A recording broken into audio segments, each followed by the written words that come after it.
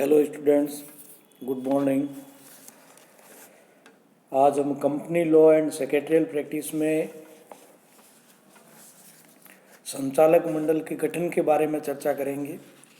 इससे पहले position of directors यानी संचालकों की स्थिति के बारे में अपन ने चर्चा की थी।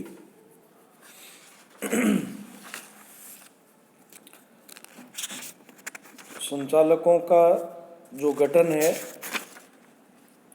उसमें क्या क्या स्थिति है, तो इसके क्या क्या प्रावधान है, उस बारे में आज अपन चर्चा करेंगे। जो प्रत्येक कंपनी का एक संचालक मंडल होगा जिसका गठन एकाकी व्यक्ति यानी जो इंडिविजुअल्स से किया जाएगा। ये धारा 149 यानी 149(1) में इसका उल्लेख है। अब जो ये प्रमुख इसके प्रावधान है उसमें न्यूनतम संचालक कितने होंगे उसके बारे में, जैसे मान लीजिए एक सार्वजनिक कंपनी है तो उसकी दशा में प्रत्येक सार्वजनिक कंपनी में कम से कम 3 संचालक होंगे। यानी जो सार्वजनिक कंपनी है उसमें कम से कम 3 संचालक होंगे। निजी कंपनी है तो उसमें कम से कम 2 संचालक होंगे। और अगर एकल व्यक्ति कंपनी है यानी ओपीसी 1 पर्सन कंपनी, तो उसकी दशा में 1 संचालक होगा। ये भी धारा 149(1) में दिया हुआ है। अधिकतम संख्या के बारे में, प्रत्येक कंपनी में एक व्यक्ति कंपनी सहित सामान्यतः अधिकतम 15 संचालक हो सकते हैं, किंतु कोई भी कंपनी अपनी साधारण सभा में विशेष संकल्प पारित करके अपने संचालकों की अधिकतम संख्या में वृद्धि कर सकती है। धारा 149(1) का उपबंध है। महिला संचालकों के बारे में क्या स्थिति रहेगी? निर्धारित किए गए वर्ग या वर्गों की कंपनियों को कम से कम 1 महिला संचालक की नियुक्ति करनी होगी। ये धारा 149(1) का उपबंध 2 है। एमसीए द्वारा अधिसूचित नियमों द्वारा ये निर्धारित किया गया है कि कुछ वर्ग की जो कंपनियां हैं उनके द्वारा कम से कम 1 महिला संचालक की नियुक्ति की जाएगी। जैसे प्रत्येक सूचीबद्ध कंपनी द्वारा, प्रत्येक ऐसी सार्वजनिक कंपनी द्वारा जिसकी प्रदत्त अंश पूंजी 100 करोड़ रुपए या अधिक की है, प्रत्येक ऐसी सार्वजनिक कंपनी जिसका आवर्त विक्रय 300 करोड़ रुपए या अधिक का है।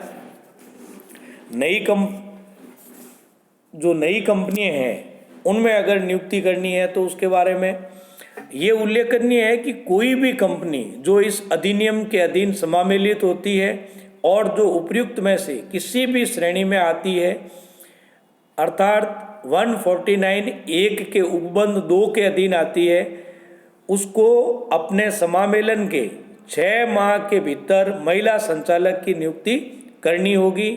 ये नियम जो है DIR 3 में दिया गया है।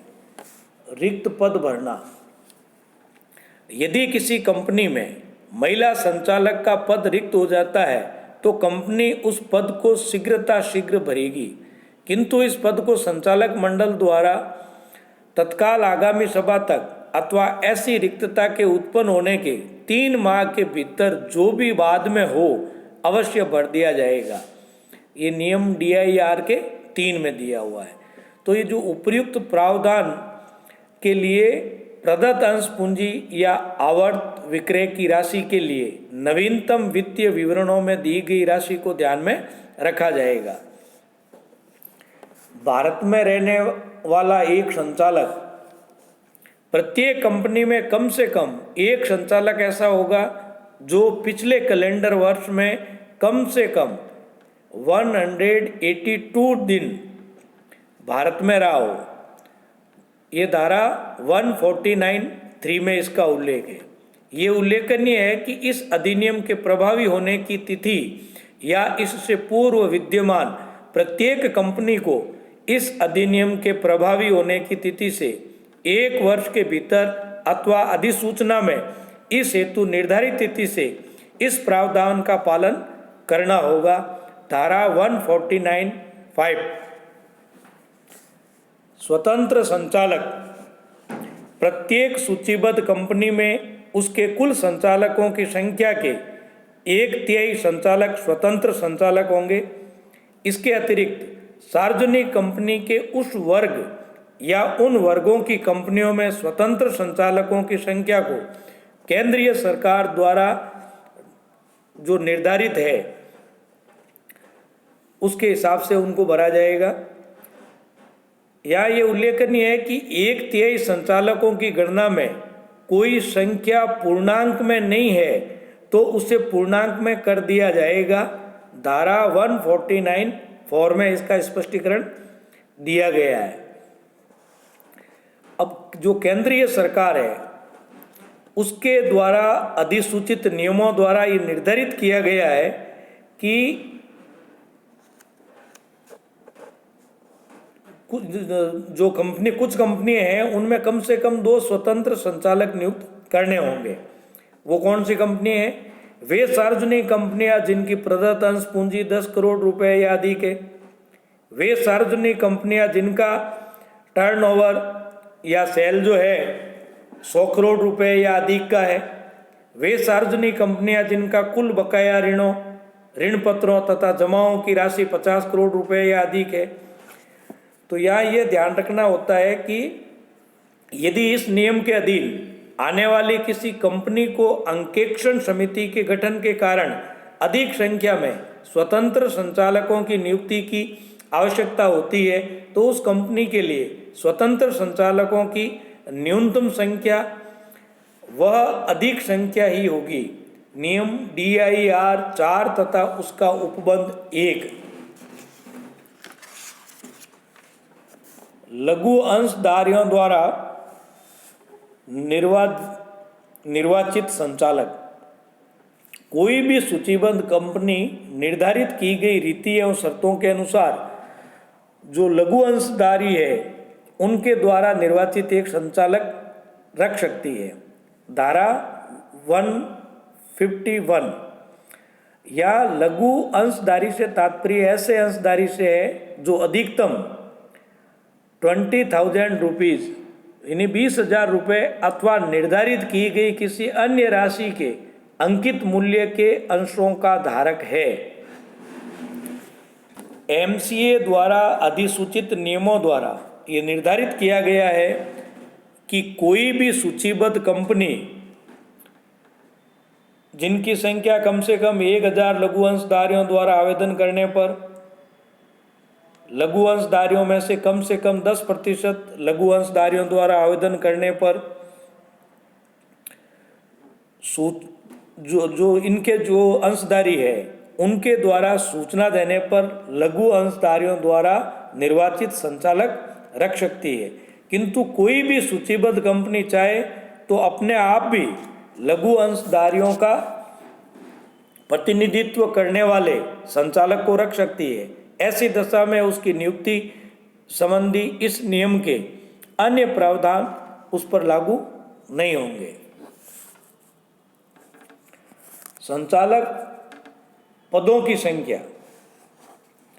अब इसमें अधिकतम संचालक पदों की संख्या के बारे में कोई भी व्यक्ति इस अधिनियम के लागू होने के बाद से ही एक ही समय में या एक ही समय पर 20 से अधिक कंपनियों में संचालक पद धारित नहीं करेगा। इन पदों की संख्या में वैकल्पिक संचालक के रूप में धारित पदों को भी गिना जाएगा।